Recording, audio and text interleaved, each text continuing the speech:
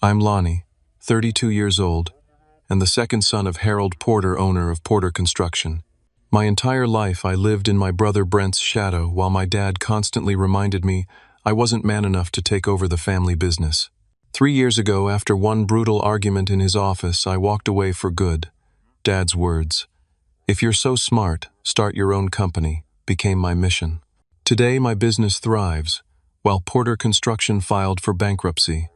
Success tastes sweet, but the family wounds still sting. Before I tell you how I turned rejection into an empire, drop a comment letting me know where you're watching from. Hit that like button, and subscribe to hear how I crushed my family's expectations. Growing up in Westfield, Indiana, the Porter name meant something. My father, Harold Porter, built Porter Construction from nothing 30 years ago, turning it into a respected mid-sized construction company with projects all across the Midwest. Dad was as old school as they come, ex-military, 6'2" hands calloused from decades of physical labor, and the kind of man who believed leadership meant being the strongest guy in the room. My brother Brent was the golden child from day one. 4 years older than me, he was everything Dad valued: athletic, charismatic, and able to command attention just by walking into a room. Brent played football, drank beer with the guys, and could charm clients with hunting stories and dirty jokes. That he rarely showed up on time, frequently disappeared during work hours, or messed up project estimates were facts Dad conveniently ignored. Mom Amanda tried her best to keep peace in the family. She'd whisper encouragement to me when Dad wasn't looking and occasionally defend my ideas at dinner, but ultimately she deferred to Dad's judgment. "That's just how your father is." Lonnie became her standard response whenever I questioned the unfairness. From an early age, I knew I was built differently. While Brent and Dad bonded over power tools and contact sports, I was the kid who read books about business management and developed spreadsheets for fun. I could look at building plans and immediately spot inefficiencies. I enjoyed the construction world just from a different angle: strategy, planning, innovation. But in Dad's world, that wasn't being a real man. When I was 12, I won the state math competition. My certificate was stuck to the refrigerator for a week before disappearing. That same month, Brent's football team placed third in regionals, and Dad built a special trophy case in the living room that's still there today. By 16, I was managing the company books after our accountant quit suddenly. I created a new filing system, caught several billing errors, and saved the company thousands of dollars. Dad's response: "Good job with that office stuff. Now come learn some real work." The next day, I was hauling lumber in 90-degree heat, while Brent drove the air-conditioned truck. Despite Dad's attitude, I developed a genuine interest in the construction industry. I saw its potential, the ways technology could transform outdated practices, how sustainable materials could open new markets. During high school, I worked summers at Porter Construction, not just because it was expected, but because I wanted to learn every aspect of the business. I graduated as valedictorian, earning a full scholarship to Indiana University's business program. Dad missed the ceremony because Brent had a minor fender bender that same day. "Your brother needs me," he explained over the phone while I stood alone in my cap and gown. That summer, I modernized the company's paper scheduling system, bringing it digital. The efficiency improved job completion times by 15%, but Dad credited the improvement to Brent's crew management skills. The truth was, Brent's crews were constantly behind schedule, and his projects regularly went over budget. One night, I overheard a client complaining about Brent showing up to a site visibly hungover. Dad laughed it off, saying, "Boys will be boys." The client ended up paying $10,000 in rush fees because the project fell behind. The narrative was always the same. Brent's mistakes were charming quirks, mine were fundamental character flaws. My senior year of high school, I created a detailed business proposal for expanding Porter Construction into commercial projects, complete with market analysis and financing options. I spent months researching it, excited to show Dad how we could grow the company. He flipped through it for less than 5 minutes before setting it aside.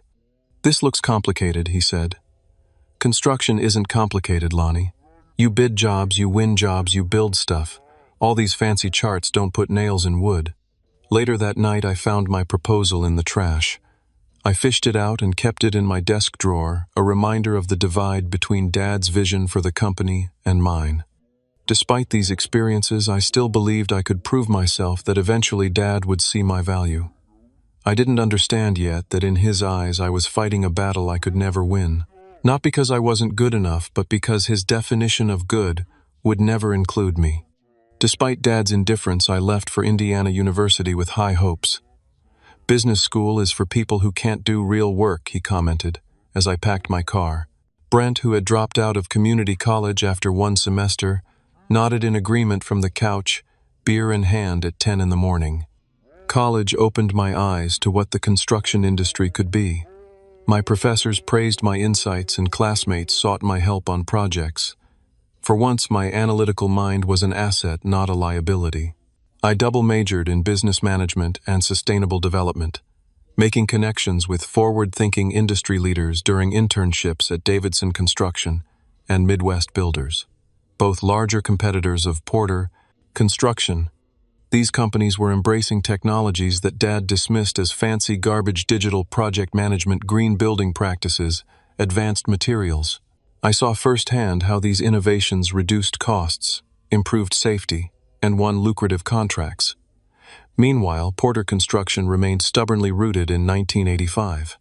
During my junior year, I called home with excitement about an award-winning sustainable housing project I'd contributed to during my internship. Dad cut me off mid-sentence.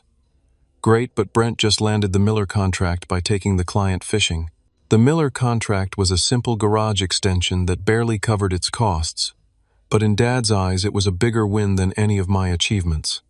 Every holiday break, I returned to work at Porter Construction, hoping to gradually implement what I was learning. Each time I found the company largely unchanged, except for signs of growing problems. Unpaid invoices piling up equipment, breaking down clients, expressing frustration with delays. Brent's role had expanded despite his track record. He now managed client relationships, which mostly meant taking people to steakhouses and putting the bills on the company card. He lived in a luxury apartment he couldn't afford, and drove a new truck every 2 years. Dad enabled all of it, proud of his son's success.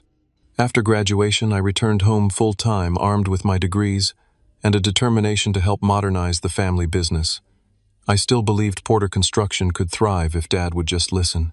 My first week back, I presented a comprehensive digital tracking system for projects and inventory, a custom version of software I'd helped develop during my final internship. This could cut waste by 20% and improve scheduling efficiency, I explained, showing the projected savings. Dad scratched his beard. "Sounds expensive. And what happens when the computer breaks?" "No. We'll stick with the clipboards. They never crash." Instead of the management role I'd hoped for, Dad assigned me to office work, essentially fixing the messes that Brent's mismanagement created. I swallowed my pride and accepted, believing I could prove my worth through results. It was during this time I met Rachel Winters, a talented architect who occasionally contracted with Porter Construction. Unlike my family, Rachel immediately recognized my vision for what construction could be. We began dating after working late one night to salvage a project Brent had botched by ordering the wrong materials. "Your ideas could transform this company," she said. "Why doesn't your dad see that?" I didn't have a good answer. Every time I suggested improvements, digital blueprints, eco-friendly materials, streamlined bidding processes, Dad found reasons to say no.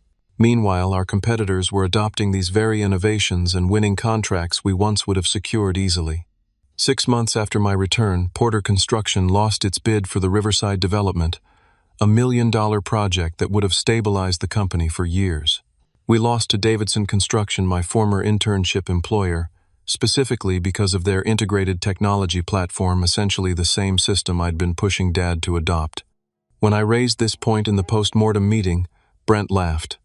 "Clients don't care about apps and websites, they care about relationships. We lost because you tech guys can't connect with real people." Dad nodded in agreement, though the rejection letter specifically cited our outdated project management approach as the deciding factor. Rachel helped me see what I was too close to notice: the company was in serious financial trouble. Through her industry contacts, I learned Porter Construction had been removed from several preferred contractor lists due to missed deadlines and quality issues.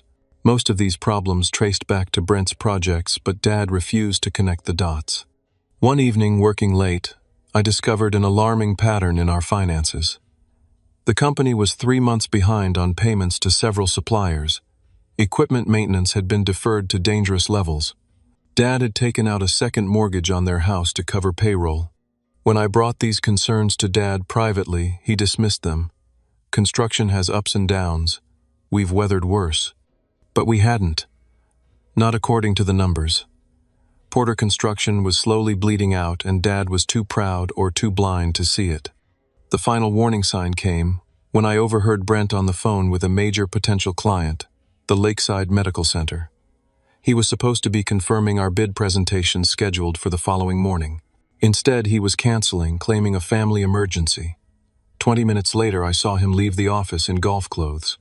I stayed up all night preparing for the presentation myself, reworking our entire proposal to highlight value and efficiency rather than just the bottom-line price. The next morning, I arrived at the client's office only to find Dad already there, furious. "What are you doing here?" Brent said. He handled it. "Brent went golfing," I said quietly. "I came to save the presentation." Dad's face reddened. "You had no authority to change our bid. Go back to the office. I'll handle this." We lost the contract. The client later told Rachel they were impressed with our numbers but concerned about our disorganized leadership. That contract would have kept 15 workers employed through winter. Instead, Dad had to lay them off, blaming market conditions rather than Brent's irresponsibility or his own stubbornness. The writing was on the wall, but I still couldn't accept that Dad would let Porter Construction fail rather than change course. I still believed that facts and results would eventually matter more than perception and tradition. I was wrong. Porter Construction's 30th anniversary celebration should have been a moment of pride. Instead, it became the point of no return for my relationship with my family. Dad rented out the back room of Donovan's Steakhouse, inviting employees, longtime clients, and local business leaders. The mood was artificially upbeat, despite the company's deteriorating financial situation. After dinner, Dad stood to make what he called an important announcement.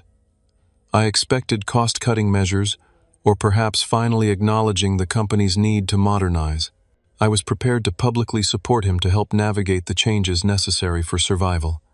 30 years ago, I started Porter Construction with nothing but a truck and a toolbox. Dad began, champagne glass raised.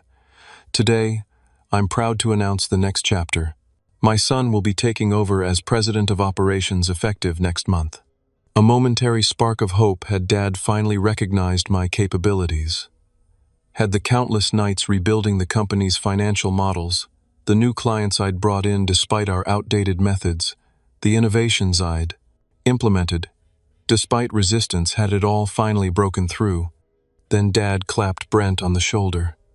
"Brent Porter has everything it takes to lead this company into the future. The clients love him, the crews respect him, and he knows this business from the ground up." The room applauded while I sat frozen, Rachel's hand tightening around mine under the table.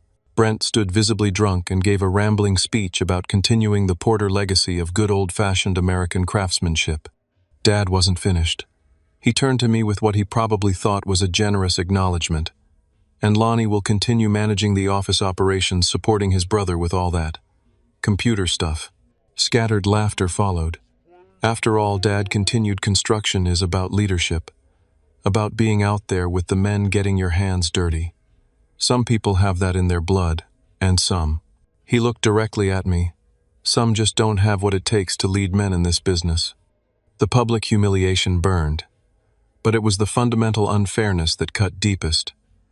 Everyone in that room knew Brent was irresponsible. Most knew Porter Construction was struggling because of outdated practices and mismanagement. Yet they nodded and applauded because that's what you did when Harold Porter spoke.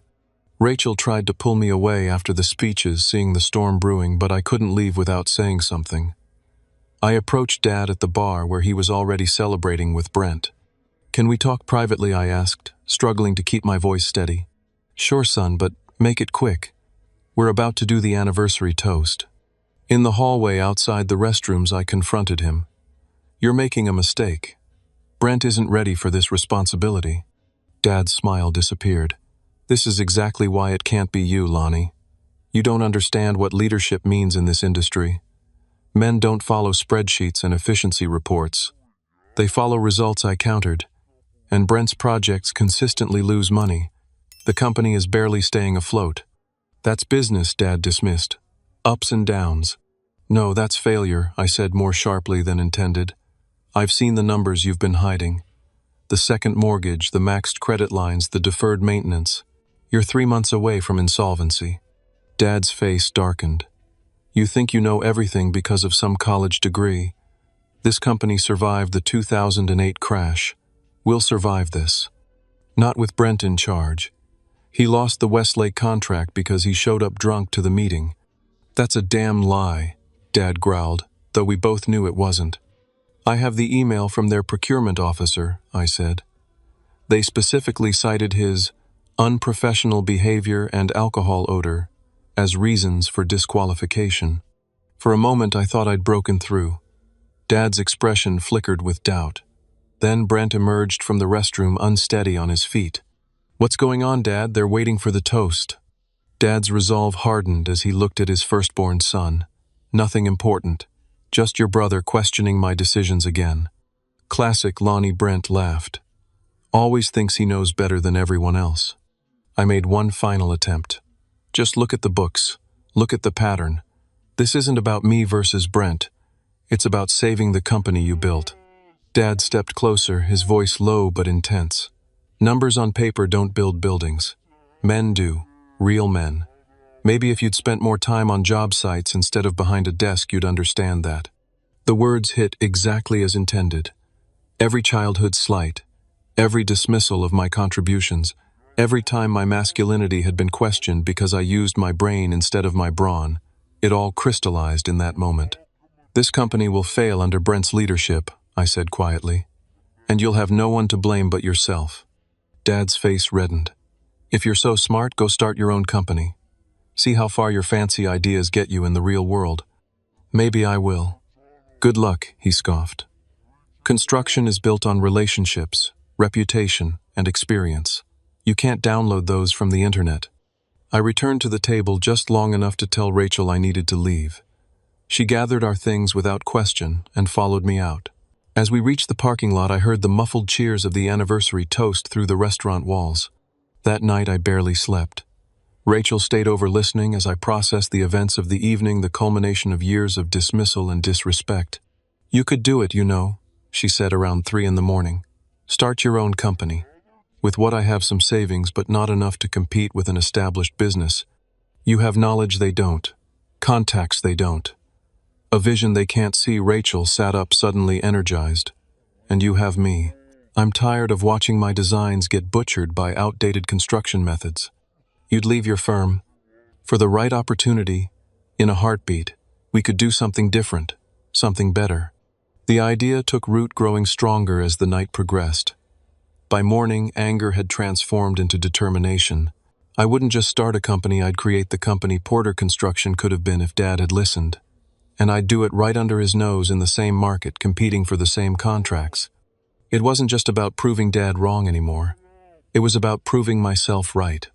The morning after the anniversary disaster, I tendered my resignation. Dad didn't try to change my mind. You'll be back when reality sets in, was all he said, not even looking up from his desk. Brent smirked from the doorway, already occupying the heir-apparent position.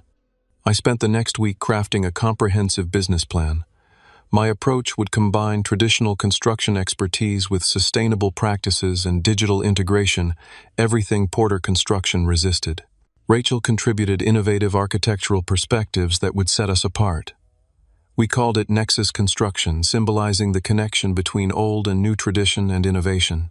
With business plan in hand, I approached Midwest Bank for a small business loan. The loan officer, Mr. Harrington, was impressed with the plan but hesitant about my lack of assets. You've got the knowledge, but construction requires significant capital, he explained. And competing against an established family business, that's a tough road. The rejection stung but didn't deter me. I revised the plan, scaling down initial projections and focusing on specialized services Porter Construction didn't offer. Through a college connection, I secured a meeting with James Davidson, owner of Davidson Construction, a regional competitor who'd been trying to expand into our area. I'm not looking to sell out to a competitor, I clarified when we met. I'm looking for an investor who understands the industry and sees the potential in our approach.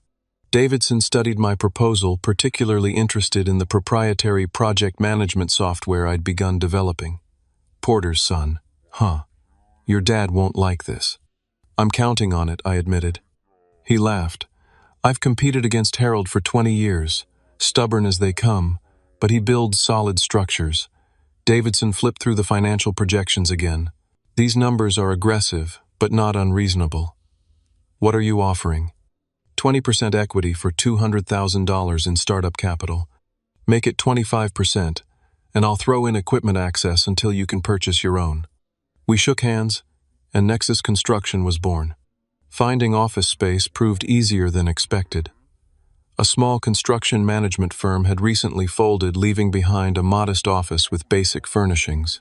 The location was perfect, just across town from Porter Construction, visible enough to make a statement but not so close as to appear petty. Rachel resigned from her firm to join as design director. Her former employer was understanding enough to contract her services, occasionally providing a small but steady income stream while we established ourselves. My college roommate Marcus, who'd gone on to manage sites for a national builder, signed on to oversee field operations. Diana Chen, a brilliant finance graduate I'd met during an internship, agreed to handle our books. With our core team assembled, we developed a business model that leveraged our strengths. Rachel's sustainable design expertise, Marcus's efficient management techniques, my technological integration, and Diana's financial discipline. We wouldn't try to outmuscle Porter Construction on traditional residential projects. Instead, we'd target the growing market for energy-efficient commercial renovations projects that required brains over brawn. The proprietary project management platform I developed became our secret weapon. It integrated every aspect of the construction process from initial design to final inspection with real-time updates accessible to clients. This transparency was revolutionary in an industry known for information silos and communication breakdowns. Our first contract came through one of Rachel's architectural contacts, a small office renovation for a tech startup. The budget was modest, but the client valued our digital-first approach and sustainability focus. We completed the project 3 days early and 5% under budget, documenting every step with our platform. The client was thrilled, particularly with the energy efficiency improvements that would reduce their operating costs.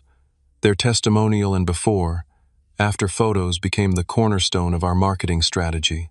Word began to spread about the new construction company using innovative methods. We strategically priced subsequent bids to undercut Porter Construction when we competed directly. It meant thinner margins, but establishing our reputation was worth the short-term sacrifice. Each successful project strengthened our portfolio and validated our approach. Dad's reaction was predictably dismissive. Fancy offices and computer programs don't build structures, he told a mutual supplier who mentioned our growing reputation. He'll be bankrupt in a year.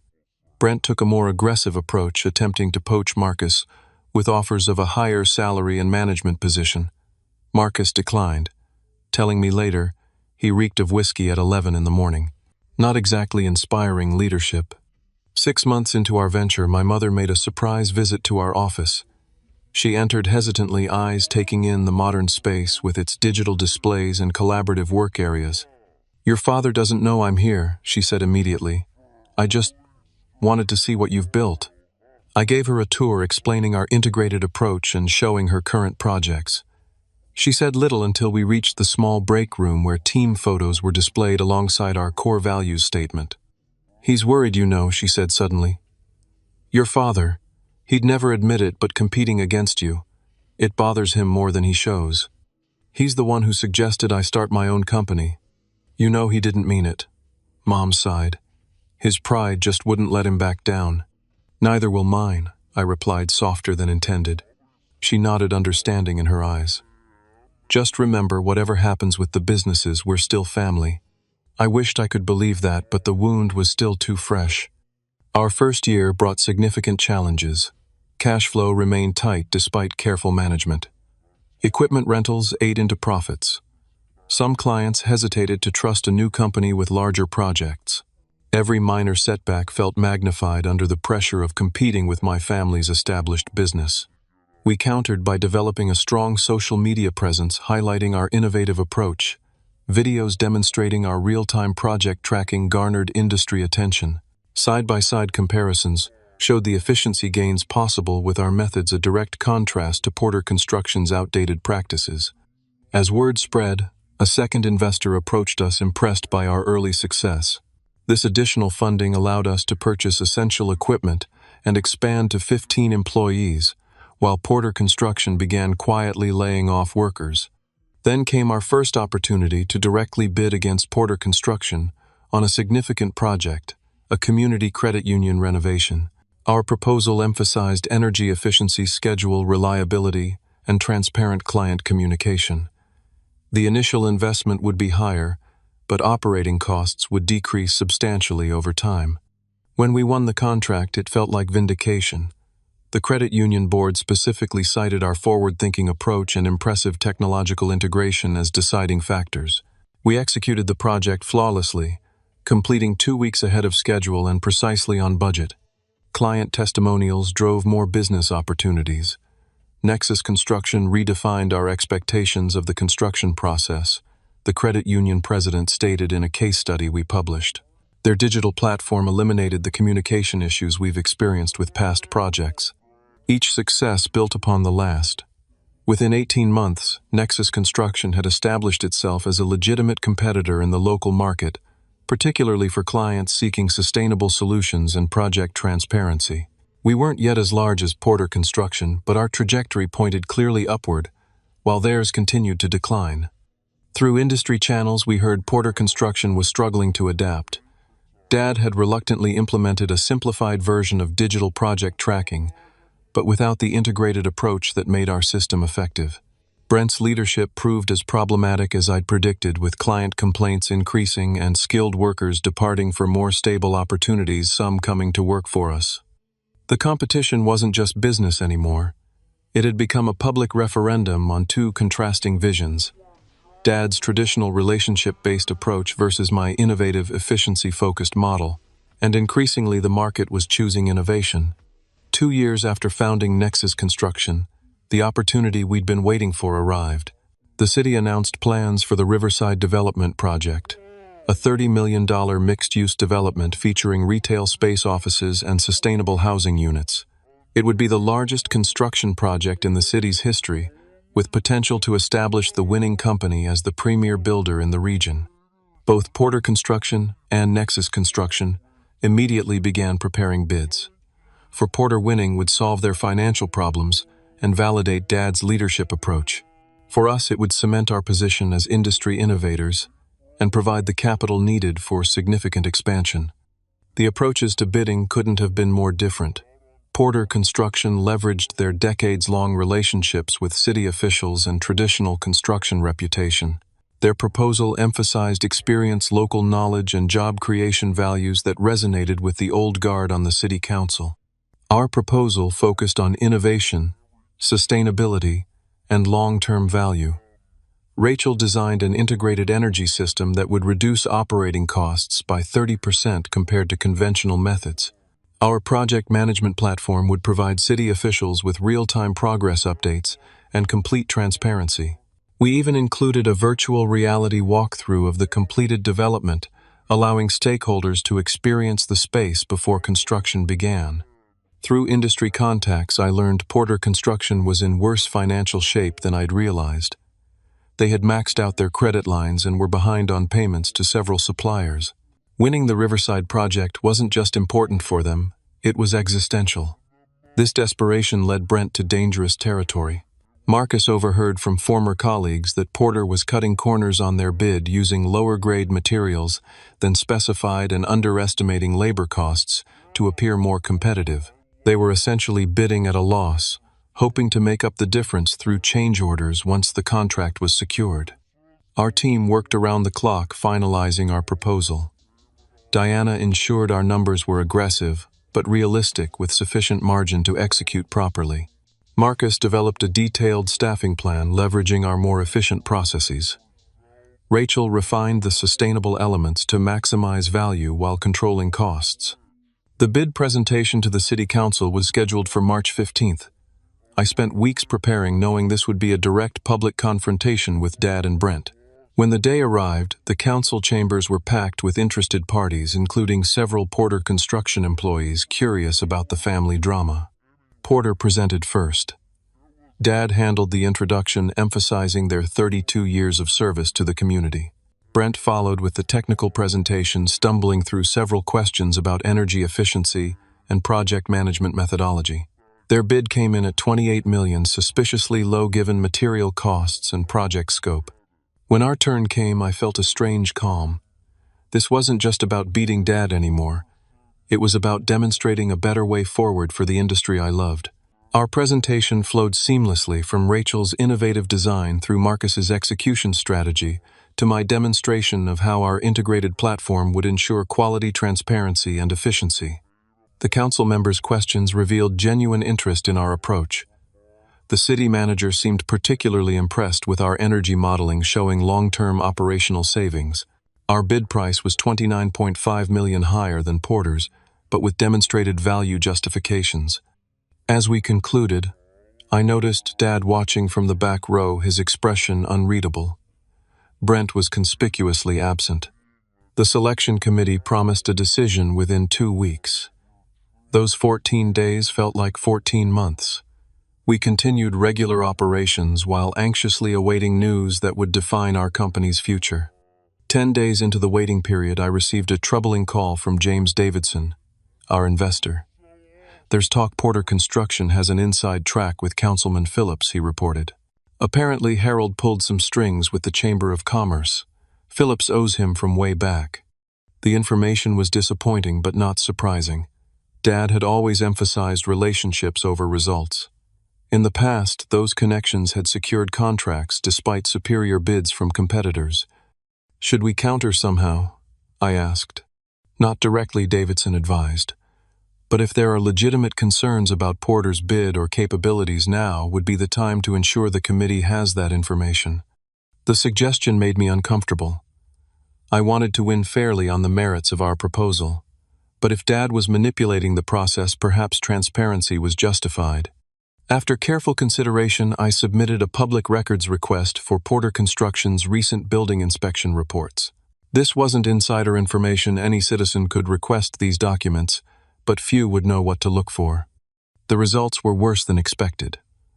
3 recent Porter projects had failed initial safety inspections, with one receiving a stop work order until violations were corrected. Most concerning were patterns of code violations related to electrical work and structural supports, exactly the areas where their bid proposed cost savings. I debated whether to forward this information to the selection committee. It felt like a betrayal of family despite the professional justification. Rachel helped clarify my thinking. "If Porter Construction wins this contract and continues these practices, people could get hurt," she reasoned. "This isn't about your dad anymore. It's about public safety and professional integrity." The next morning, I submitted a formal letter to the committee highlighting our concerns about Porter Construction's recent inspection failures and their relevance to the Riverside project. I included only documented facts from public records, avoiding speculation or personal commentary. The remaining days passed in tense anticipation. Through supplier networks, we heard Porter Construction had failed to make payroll, with Dad securing an emergency loan against his personal assets. The local business journal published an article questioning the company's stability, citing late payments and reduced workforce. On the morning the decision was scheduled to be announced, my phone rang. Dad's name appeared on the screen, the first direct contact since I'd left the company. "You submitted those inspection reports to the committee," he said without preamble, his voice tight with anger. "They're public records, Dad. The committee should have all relevant information. You're trying to destroy everything I built," he accused. "Your own family's legacy." "I'm trying to build something better," I countered. "Porter Construction is failing because you and Brent refuse to adapt, not because of anything I've done." "If you think," he began, but was interrupted by someone in his office. When he returned to the call, his tone had changed. "This isn't over," he said quietly before hanging up. An hour later, my phone rang again, the city manager. "Mr. Porter, I'm pleased to inform you that Nexus Construction has been selected for the Riverside Development Project. The committee was particularly impressed with your integrated approach and sustainability features." Relief and validation washed over me. We had won fairly and on merit. Within minutes, the office erupted in celebration as word spread among our team. That evening, as we toasted our success, I received 2 more calls. The first was from Dad, a furious tirade about family loyalty and threats to contest the decision. "You're no son of mine," were his final words before disconnecting. The second call came from Brent, clearly intoxicated, demanding to know what I'd pulled to steal the contract.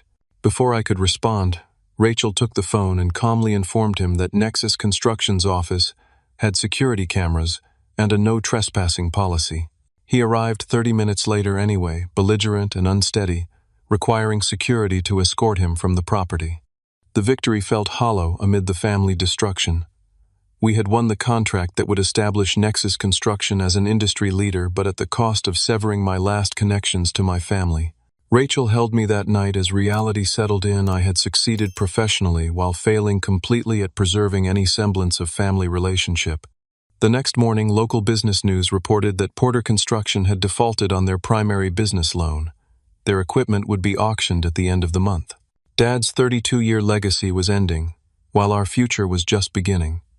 Success and loss had never been so deeply intertwined.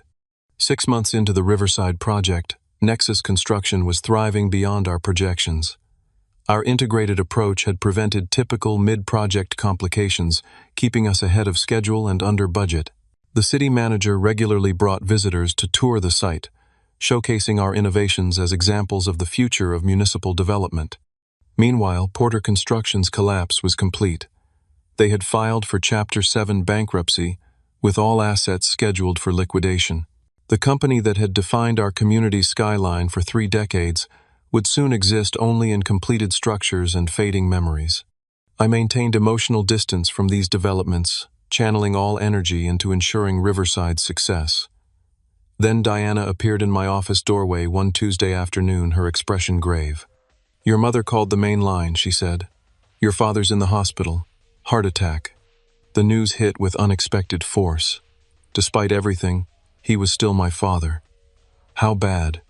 She didn't say, just asked if you could come to Memorial Hospital. I found him in the cardiac unit, diminished against white sheets.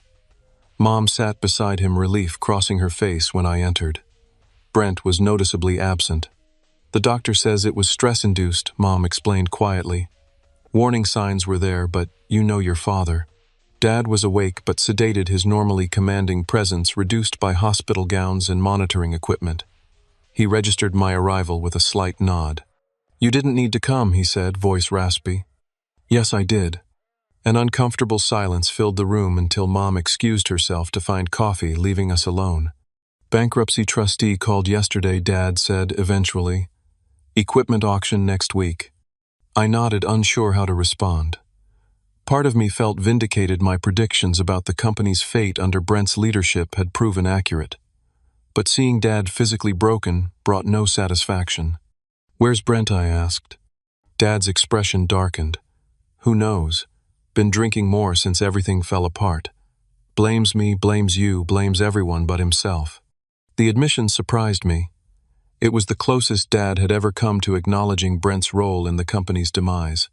"Your project looks good," he continued, gesturing weakly toward the window where Riverside's construction cranes were visible in the distance. "City manager bragged about it at the council meeting. Said it's under budget." "It is. How?" The question seemed genuine rather than accusatory. For the first time, Dad appeared interested in understanding rather than judging.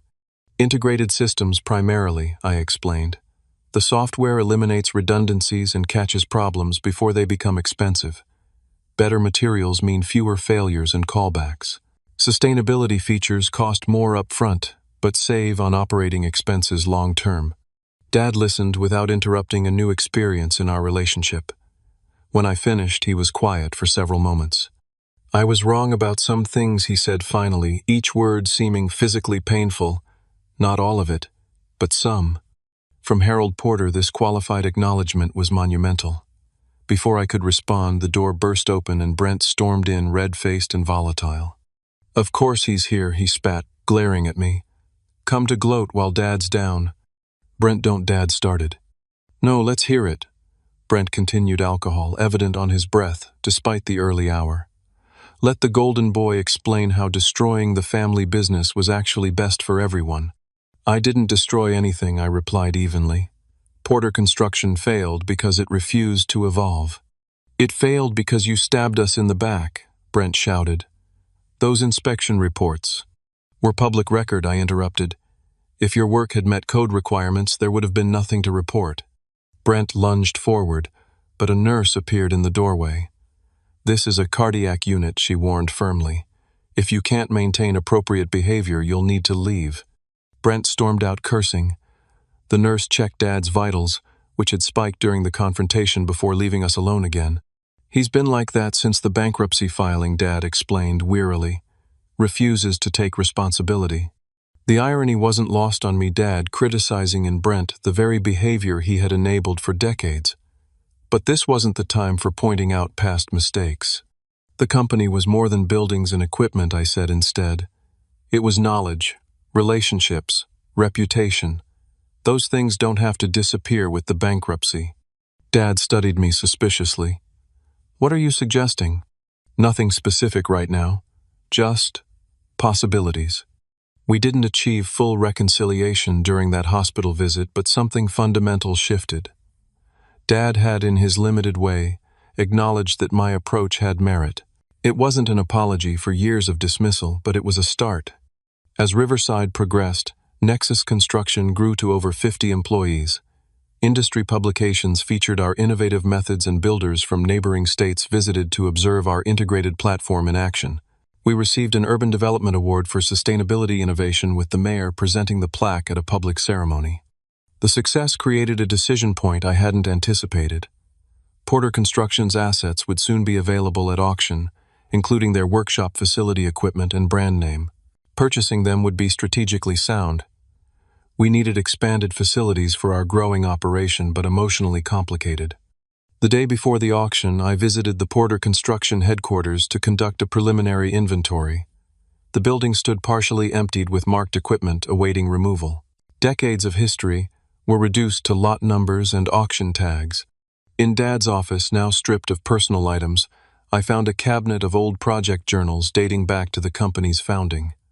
Curiosity led me to open the earliest volume from 32 years ago.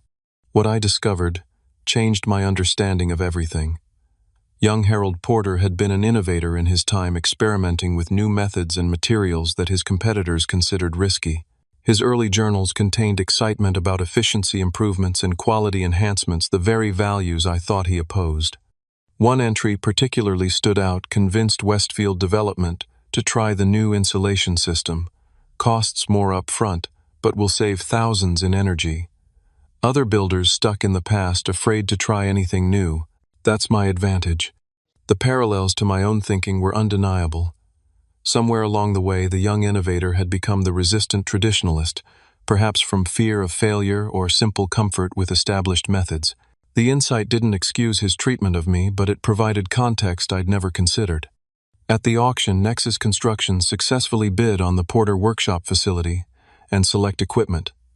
We declined to purchase. The company name Porter Construction had completed its story. Its lessons, however, would inform our future. The week after the auction, local news reported Brent's arrest for DUI, his third offense. He was sentenced to mandatory rehabilitation as part of a plea agreement. His fall from golden child to cautionary tale was complete, though I took no pleasure in his struggles. A feature article in Construction Innovation highlighted Nexus as the model for construction's digital transformation. The writer traced our rise against the backdrop of traditional companies failing to adapt, using Porter Construction as a case study, without realizing the family connection. The industry was changing exactly as I had predicted years earlier, when Dad dismissed my college-educated ideas. As we integrated the purchased equipment into our operations, I found myself reflecting on the journey. The victory had come at tremendous personal cost, yet had also created opportunities for our employees and clients that wouldn't have existed otherwise. The question remaining was whether the professional success and personal loss could ever be reconciled. 1 year after winning the Riverside project, Nexus Construction had transformed from ambitious startup to industry leader. We maintained offices in 3 cities, employed over 70 people, and had a project pipeline extending 18 months. The proprietary management platform had evolved into a software product licensed to other construction companies, creating an entirely new revenue stream. The journey from rejected son to successful entrepreneur had taught me painful but valuable lessons about business, family, and the complex intersection between them. Dad's recovery progressed slowly. After cardiac rehabilitation, he initially retreated from industry connections, embarrassed by the company's failure. Gradually, however, his natural tendency toward action reasserted itself. He began consulting informally with smaller contractors, sharing decades of practical knowledge while grudgingly adopting some newer methods. One Tuesday morning, my assistant announced an unexpected visitor. Dad stood in our reception area examining the digital project display with unconcealed curiosity. "Thought I'd see what all the fuss is about," he said gruffly when I approached. "If you're not too busy." The tour was awkward initially, with Dad alternating between genuine interest and defensive comments about how we used to do things. But as we moved through the facility, showing him our integrated design studio, digital fabrication area, and project control center, his questions became more substantive and less comparative. In the equipment yard, he ran his hand along a Porter construction excavator we'd purchased at the auction, now repainted with the Nexus logo. "Looks good," he admitted. "You're maintaining the equipment properly." "We have a predictive maintenance system," I explained. "Sensors monitor performance and alert us before problems develop." "Fancy," he remarked, but without the dismissive tone that once characterized his responses to innovation. The most powerful moment came when we visited the Riverside project, now nearing completion. Dad walked silently through the structure, examining connections and finishes with a professional eye. At the central atrium, featuring a sustainable water management system integrated with architectural elements, he stopped. "This is good work," he said finally. "Different from how I would have done it, but good. Solid." From Harold Porter, this constituted high praise. The acknowledgement created space for a new tentative relationship, not the father-son dynamic of my childhood, but a respectful professional connection between builders with different approaches but shared fundamental values. Mom began joining us occasionally for lunch, relieved to see some healing in the family. She confided that Dad kept copies of articles about Nexus in his home office, though he'd never admit to studying our methods. 3 months after Dad's first visit, another unexpected development occurred. Brent, having completed rehabilitation, requested a meeting. I agreed with significant reservations. The brother who arrived at my office barely resembled the golden child who had tormented my early career. Sobriety and humility had replaced arrogance and entitlement. He spoke openly about his alcoholism and the self-deception that had contributed to Porter Construction's collapse. "I've been blaming everyone but myself," he admitted. "Dad enabled it, but I chose to believe I was better than I was. Watching you succeed while I hit bottom, it forced me to see myself clearly for the first time." Brent didn't ask for forgiveness or even understanding. Instead, he made a simple request. "I need a job. Not management, not client-facing. Just regular work where I can learn properly this time." The decision wasn't easy. Brent had significant industry knowledge but a problematic history. After consultation with our management team, we offered him an entry-level position in project coordination with clear performance expectations and a zero-tolerance policy for alcohol-related issues. "You'll report to Marcus, not me," I clarified. "And you'll start at the bottom, just like any other new hire." "That's fair," he agreed. "More than fair." Rachel, now my fiancée as well as business partner, supported the decision while acknowledging its risks. "People can change when they're ready," she observed. "And if he fails, at least you'll know you gave him a legitimate chance." The healing process wasn't linear or complete. Dad still occasionally made comments that minimized my achievements or idealized Porter Construction's legacy. Brent struggled with the humility required to learn new approaches. Family gatherings remained strained, with conversations carefully navigating around trigger topics. Yet progress was undeniable. The anger that once consumed me gradually transformed into something more constructive: determination to build differently, not just professionally but personally. I began to recognize how Dad's limited definition of masculinity and success had shaped my own insecurities, creating an opportunity to develop healthier perspectives. As our company expanded into neighboring states, I gained a deeper understanding of what Dad's generation had accomplished, despite their limitations. They built with the knowledge available to them, just as we were doing with our more advanced tools. The tragedy wasn't that they built traditionally, but that some refused to evolve when better methods emerged. Mom noticed the change in my outlook. "You remind me of your father when he was young," she commented during a family dinner. "He was an innovator, once always looking for better ways to build. Somewhere along the way, he got scared of change." Dad grunted but didn't contradict her. Later, he pulled me aside.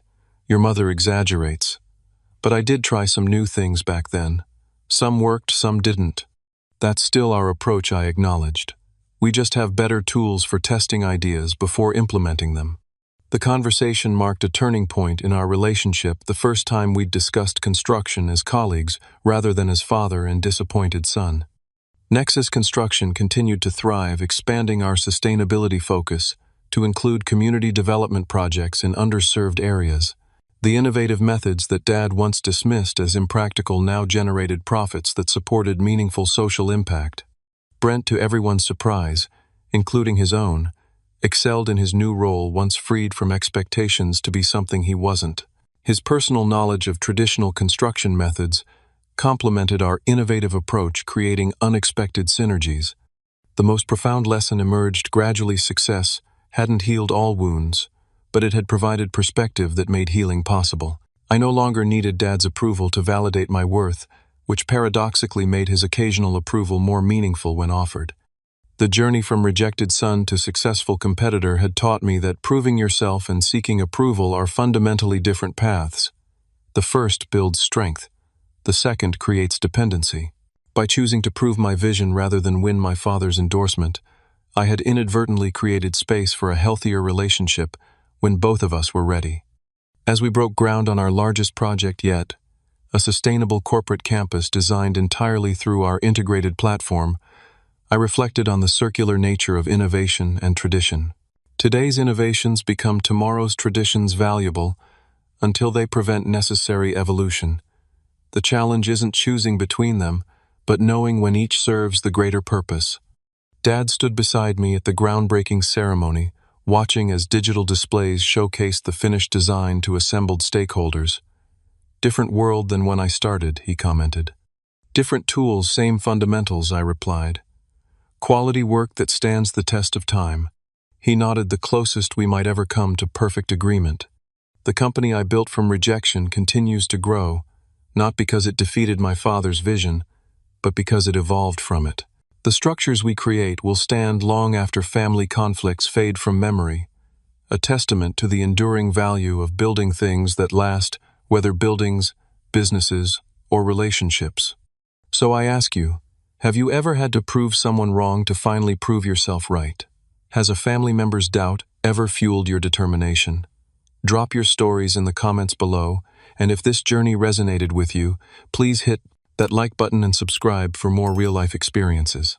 Remember, sometimes the greatest success comes from the deepest disappointment, and the buildings we construct in life are only as strong as the lessons we learn along the way.